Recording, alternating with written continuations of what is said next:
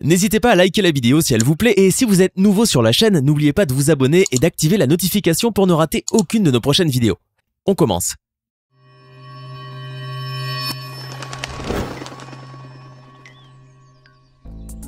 Bonjour et bienvenue à tous. Avec l'émergence de la plateforme SoundCloud, beaucoup de rappeurs se sont fait un nom et ont réussi à conquérir le monde et la célébrité. Mais telle une malédiction qui s'abattrait sur ces jeunes artistes, la plupart d'entre eux ont été des étoiles filantes qui brillèrent intensément pour s'éteindre à jamais. Lil Peep, XXXTentacion ou encore Juice WRLD, toutes des stars du rap made in SoundCloud qui ont passé l'arme à gauche. Et aujourd'hui, c'est au tour de Tekashi 69 de disparaître de la scène médiatique. Mais pas pour l'éternité qu'on se rassure, ou du moins on l'espère. Le rappeur new-yorkais est en fait placé à l'ombre et vient d'être jugé pour ses crimes très graves. Il risquait potentiellement la prison à perpétuité. Installez-vous bien confortablement car aujourd'hui, nous allons découvrir pourquoi il a été incarcéré et que risque-t-il vraiment. A-t-il une chance de revenir au sommet des charts maintenant que sa réputation de balance est avérée? Installez-vous bien, c'est ce que nous allons voir tout de suite. On commence. 69 ou Tekashi 69, de son vrai nom, Daniel Hernandez, est un rappeur américain né le 8 mai 1996 dans le borough de Brooklyn à New York. Après une enfance difficile marquée par la mort violente de son père, à qui l'on va ôter la vie à 2 pas de la maison familiale, Daniel se fait exclure du collège et sombre rapidement dans la délinquance. Très vite, il devient pourvoyeur de substances illicites et se fait arrêter. Il est condamné et envoyé en prison, et c'est là où il fera la rencontre du Nine Trey Gangsters, un sous-groupe de la prison affilié au célèbre et mortel gang des rues de New York, les Bloods. Fort de son statut de membre de gang qui lui donne de la crédibilité, Tekashi va entamer en 2014 une carrière de rappeur en balançant des morceaux comme 69 et Scum Life sur la plateforme de streaming musical SoundCloud. 69 s'affilie avec le label slovaque FCK Dem, qui se chargera de poster ses clips sur la plateforme YouTube. Au fil des années et des clips publiés, 69 se forgera une personnalité et une apparence extravagante, se teignant les cheveux de toutes les couleurs et se faisant tatouer le nombre 69 sur tout le corps. En octobre 2017, 69 publie le clip de Gomo, qui deviendra très vite viral, accumulant près de 300 millions de vues sur YouTube et plus de 80 millions d'écoutes sur Spotify. On l'y voit rapper et danser devant un petit immeuble du quartier de Bedford-Stuyvesant à Brooklyn, avec des membres du gang des Nine Trey Gangsta Bloods, parés de leur traditionnel foulard rouge. C'est la consécration pour 69 qui passe d'aspirant rappeur à vedette internationale en quelques jours seulement, et l'apparition du gang dans la vidéo ne fait que renforcer sa crédibilité auprès du public. 69 a très vite percuté que c'est justement grâce à l'aura de son gang qu'il a pu devenir une superstar et entend bien profiter à fond du filon. Ainsi, il sort le 3 décembre 2017 le clip de Kuda dans lequel il réunit des membres des gangs rivaux que sont les Bloods et les Crips. Comme il l'escomptait, le titre rencontre un franc succès, entrant directement à la 61e place du Billboard Hot 100. La carrière de Tekashi 69 était bel et bien lancée, alimentée par son look extravagant, avec ses cheveux longs arc-en-ciel, fausses dents multicolores et une centaine de tatouages, jusque sur le visage.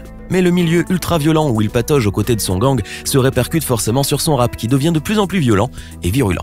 Plus grave encore, il se reflète sur ses actes, car 69 se plaît à jouer au petit dur, sous la protection de ses amis criminels. C'est ainsi qu'il va multiplier les agressions, allant même jusqu'à demander à ses potes de gang de terroriser d'autres rappeurs, qu'il considérait comme ses rivaux. Et pourtant, 69 est tellement pris dans cet engrenage de violence qu'il finit lui aussi par en être victime, après s'être fait littéralement kidnapper.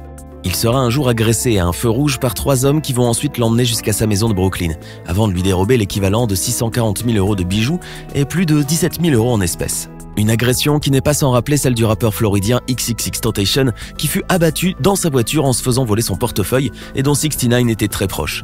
Mais si le rappeur a notamment utilisé le gang Nine Trey pour intimider, attaquer ou braquer ceux qu'il considérait comme ses rivaux du rap, ce n'était pas sans contrepartie. En effet, plusieurs chefs du gang en ont aussi profité pour bénéficier financièrement du succès de leurs nouveaux membres et lui soutirer plusieurs centaines de milliers de dollars. Toutefois, le chanteur n'en démord pas et continue de traîner avec son gang, considéré par beaucoup comme une des organisations criminelles les plus dangereuses de New York, faisant la nouba avec eux et participant aussi à leurs méfaits. 69, qui ne voulait au départ que profiter de l'aura des Nine Trey pour se faire un nom dans le rap, se retrouve happé, bien malgré lui, dans ce tourbillon de violence. Par peur de se faire attaquer, il circule lui-même partout avec une nuée de gorilles armés jusqu'aux dents. Pire, Tekashi ne le sait pas encore, mais une enquête du New York Police Department, le fameux NYPD que nous avons l'habitude de voir dans les séries américaines, vise le gang auquel il est affilié pour ses excès de violence et la terreur qu'il a instaurée dans la ville de la Grosse Pomme. Ce département de police hautement qualifié et compétent est secondé par le Bureau des alcools, du tabac, des armes à feu et explosifs, l'ATF, dans cette enquête qui va prendre rapidement une dimension fédérale. Le 18 novembre 2018, 69 est surpris à son domicile par les agents de l'ATF venus avec un mandat d'arrêt le concernant lui et 5 de ses acolytes du gang. Jamel Jones, alias Mel Murda, Kifano Jordan, ou Shotty, Jensel Butler, surnommé Ish, Fuguan Lovic, dit Fubanga, et Fahim Walter, qui se fait appeler Creepy. Ils font tous face à des accusations de racket et de possession illégale d'armes à feu, mais pas seulement, car l'acte d'accusation est composé de 18 pages. L'avocat américain Geoffrey S. Berman a ainsi parlé du rôle certain que Tekashi a joué dans les actes criminels répétés du gang. Il explique que faisant preuve d'une insouciance téméraire à l'égard de la sécurité des autres, des membres de son gang auraient été impliqués dans des vols et des tirs multiples, notamment une fusillade à l'intérieur du centre de Barclay, bondé de monde, dans laquelle un passant innocent a été touché. Comme si cela ne suffisait pas, cette arrestation a eu lieu 1 mois après que 69 ait été condamné à 4 ans de probation et à 1000 heures de service communautaire pour avoir violé les termes d'un accord sur le plaidoyer pour son cas d'inconduite sexuelle de 2015. Une sordide affaire de détournement de mineurs l'avait alors exposé à de sérieux problèmes judiciaires, dont il commençait à peine à se sortir. Mais cette fois, Tekashi risquait gros, très gros même, puisqu'il pouvait facilement en prendre pour 30 ans, si ce n'est la prison à vie à cause de la sévérité sans pareil du code pénal américain face à ce genre de chef d'accusation. C'est d'ailleurs pour cela qu'il va choisir d'abord d'écrire une longue lettre au juge en charge de son procès, le suppliant de lui donner une seconde chance, évoquant ses remords et présentant de longues excuses. 69 revient dans cette lettre rendue publique sur ses crimes et ses méfaits qu'aucune excuse ni aucune justification ne pouvait expliquer.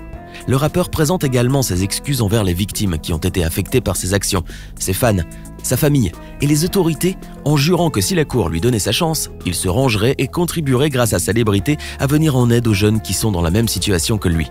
Néanmoins, cette missive poignante d'émotions semble ne pas avoir un grand effet sur le juge ni sur les jurés. Tekashi 69 change alors de stratégie de défense en faisant une chose à laquelle personne ne s'y serait attendu. Il décide de collaborer avec le procureur fédéral de Manhattan contre ses anciens comparses et de balancer tout ce qu'il sait sur ce gang auquel il a appartenu. Sensible à l'attitude du jeune rappeur et à l'aide non négligeable qu'il a apportée contre son propre gang, le juge Engelmeyer a ainsi fait preuve de clémence, en le condamnant récemment à uniquement 2 ans de prison, assorti de 5 ans de probation sous surveillance. Un verdict qui a grandement soulagé 69, puisqu'il ne vieillira pas en prison comme beaucoup, ainsi que lui-même le craignait. Ayant déjà passé 13 mois en prison, Tekashi 69 sortira donc courant 2020. Et même si son image s'est grandement dégradée suite à la délation envers ses anciens amis et à l'étiquette de poucave qui lui a été assignée sur la planète rap, il est certain que sa musique fera encore longtemps des émules. Preuve en est le contrat à 10 millions de dollars signé avec son label pour 2 projets encore inédits, en octobre dernier, et les millions de fans qui attendent impatiemment la mise en liberté de leur idole aux cheveux multicolores.